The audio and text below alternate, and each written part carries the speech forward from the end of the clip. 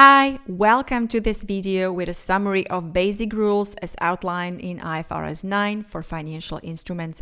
IFRS 9 is a very challenging standard. It covers lots of different aspects, so let's try to get the overview here.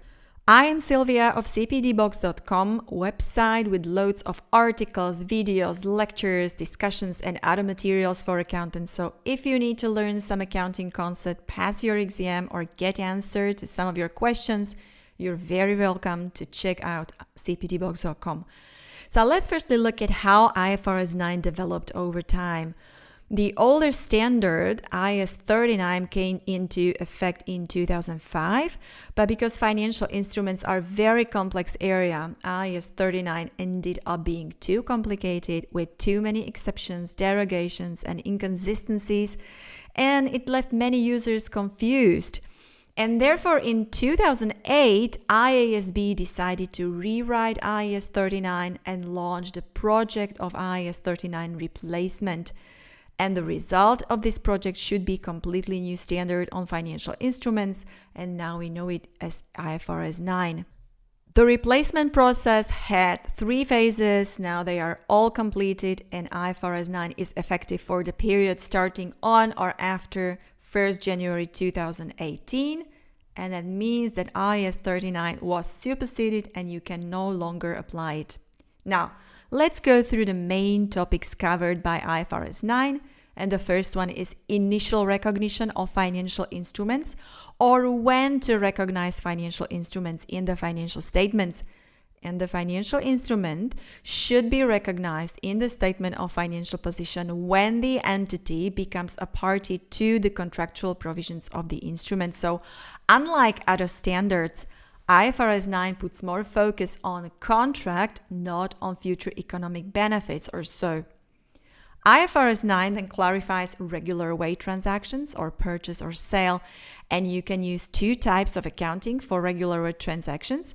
There are trade day accounting. So in this case, entity recognizes an asset bought on the trade date and derecognizes assets sold also on the trade date. And the second one is the settlement date accounting. And in this case, an entity recognizes an asset bought and derecognizes assets sold on the date when the asset is delivered or on the settlement date. And there might be a complication when you buy the asset because the fair value of asset may change between the date of trade and date of settlement, and therefore you account for the change exactly in the same way as the asset itself, depending on its classification. So the initial recognition rules are quite straightforward and easy. What about derecognition, or when to remove the financial instrument from the financial statements? The rules about the derecognition are much more complicated than the initial recognition rules, and this is to prevent companies from hiding toxic assets like bad loans in their financial statements. The main rule is that an entity should derecognize a financial asset only when the contractual rights to the cash flow from the asset expire. That's an easy option. Or when the entity transfers the financial asset, or substantially all the risks and rewards of ownership of the financial asset to another party, and the transfer qualifies for derecognition. This is really a huge topic, and therefore IFRS 9 contains the decision tree that helps you to assess whether transfer qualifies for derecognition or not. In fact, the whole decision tree is here to help us to apply substance over form principle and decide whether the financial asset shall be derecognized or not, regardless the legal form of the transaction. Because sometimes the transaction is called sale, but the seller may retain all the risks related to the asset. So IFRS 9 is sticky in derecognition. It is much more simple to recognize asset than to derecognize it. We're not going to learn the derecognition tree in details here because this short video would take maybe an hour. But here's how the decision tree looks like. You need to go through a number of questions to assess, and then you decide on whether to derecognize the asset or not. And basically, you need to perform risks and rewards test, or to assess whether the risks or rewards from the asset stay with the entity or are transferred. And you also need to perform control test. So who retains control of financial asset, seller or buyer? If you want to learn this in details with many useful examples like factoring of receivables, special purpose entities, selling a part of financial asset or so, then please check out my website and the IFRS kit. There's a lot of useful things there. The rules for the derecognition of financial liabilities are more simple. An entity should derecognize a financial liability when it is extinguished, and it is when the obligation specified in the contract is discharged or cancelled or expires. So the liability is discharged when the entity delivers cash, other financial assets or goods. And financial liability is cancelled when the entity is legally released from its primary obligation to pay the creditor. And finally, the liability expires due to passage of time. So here the rules for derecognition of liabilities focus more on the legal substance than on the economic substance. Now let's see how IFRS 9 classifies financial assets. And these are normally classified on the basis of both entities' business model for managing financial assets and the contractual cash flows characteristics of the financial asset. And the business model should tell you why the asset is held. So the objective of business model can be to hold assets in order to collect contractual cash flows, or alternatively to collect cash flows or sell the asset, and based on that you classify the financial asset. Contractual cash flow test means that the contractual terms of the financial asset give rise on specific dates to cash flows that are solely payments of principal and interest on the principal amount outstanding. And based on these two tests, IFRS 9 practically classifies financial assets into three basic categories: measured at amortized cost, and the asset falls into this category when it is held within business model with the objective to collect contractual cash flows, and also contractual cash flows characteristic tests is met. And we are talking about debt securities and loans basically here, right? The second category are financial assets measured at fair value through profit or loss, where all other financial assets not meeting the two tests belong. All derivative financial assets automatically fall into this category. And also, even if a financial asset meets the two tests, you may voluntarily choose not to measure it at amortized cost, but at fair value through profit or loss. IFRS 9 also offers the third category, that are financial assets measured at fair value through other comprehensive income. And this is some subcategory of financial assets at fair value. So when an entity acquires equity investments like shares, and these shares are not held for trading, then on initial recognition, the entity may make irrevocable choice. That means you cannot change it later, to present all gains or losses from subsequent measurement to other comprehensive income. And also, when debt instruments are held not only for collection of contractual cash flows, but also for selling the assets, and the contractual cash flows test is met, then these debt instruments are measured mandatorily at fair value through other comprehensive income. Well, if you do not choose fair value through profit or loss option. Now let's take a look at classification of financial liabilities.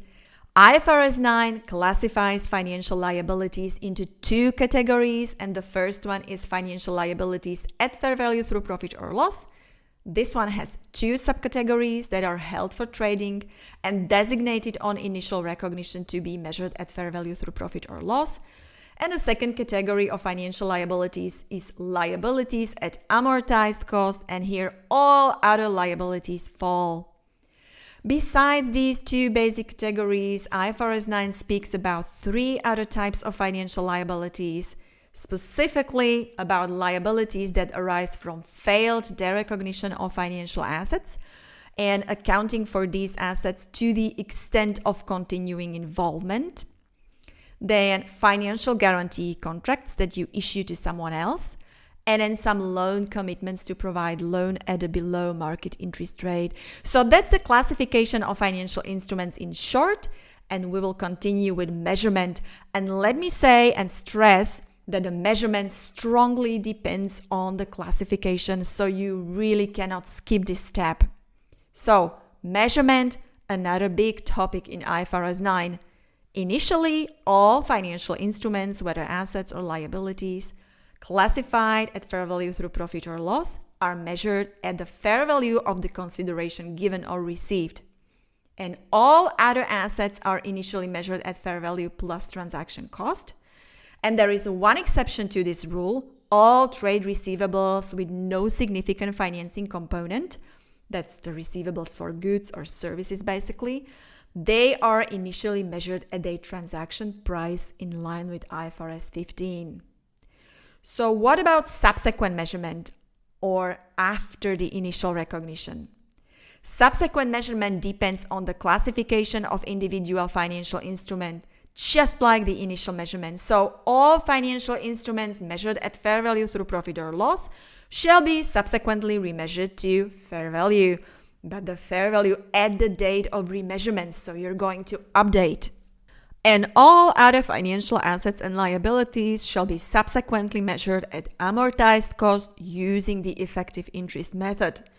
How shall we recognize or account for the changes resulting from this subsequent measurement? Well, again, it depends on the class of a financial instrument and the type of the change. As we explained earlier, financial instruments at fair value can be split into two subcategories that are financial instruments at fair value through profit or loss and fair value through other comprehensive income. And all changes in fair value related to financial instruments at fair value through profit or loss shall be recognized in profit or loss. That's easy. Here's one small exception. Gain or loss on most non-derivative financial liabilities in this category that is attributable to changes in credit risk should be recognized in other comprehensive income. Let's go to the second category, fair value through other comprehensive income. There are two subcategories of assets. First, equity instruments at fair value through other comprehensive income, for example, shares. And changes in their fair value shall be recognized in other comprehensive income, and they shall never be reclassified in profit or loss, so no recycling. The same applies to foreign exchange differences and impairment. They all go to other comprehensive income. Dividends received from equity investments are recognized in profit or loss.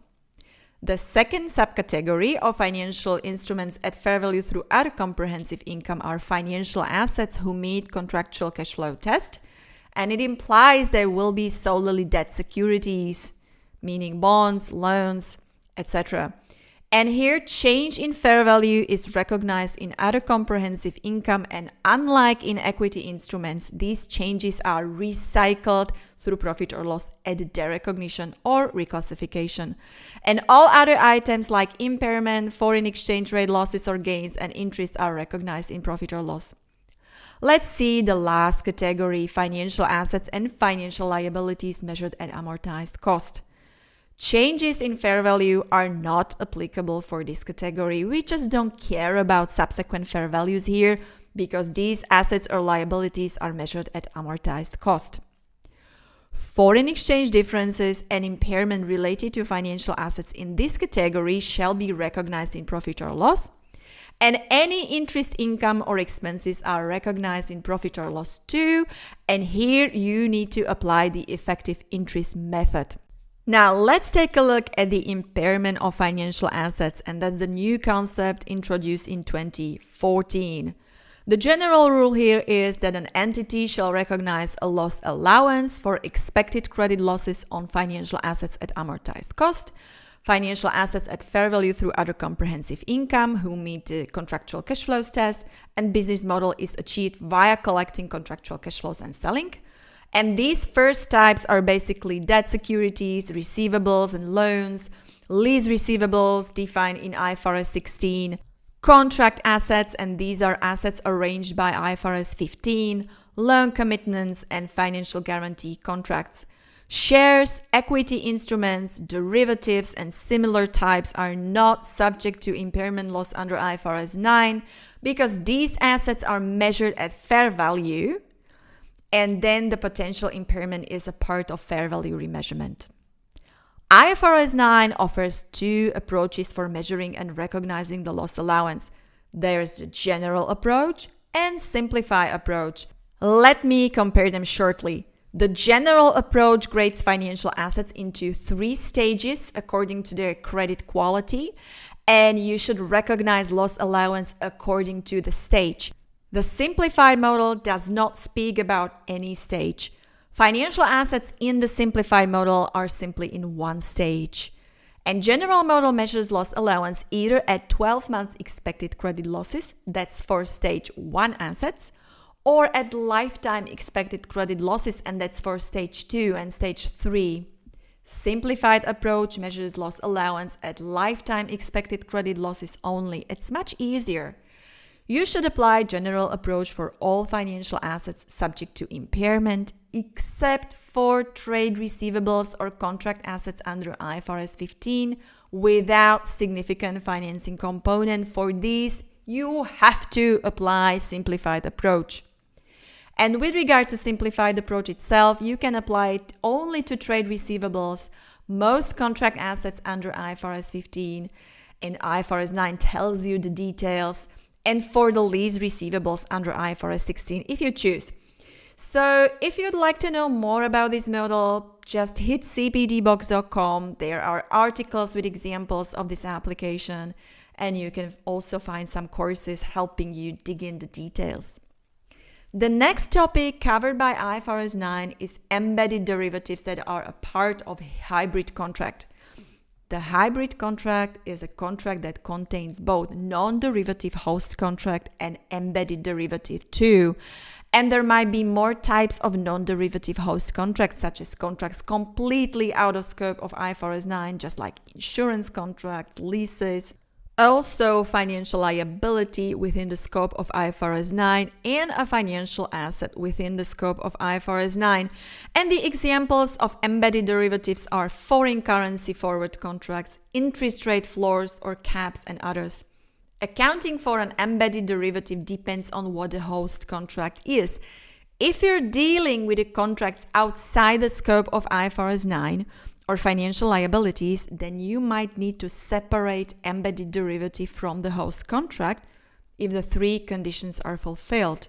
And it means that you need to apply measurement rules to both host and derivative separately, as to 2 different completely independent instruments. If that's not possible, you designate entire contract at fair value through profit or loss.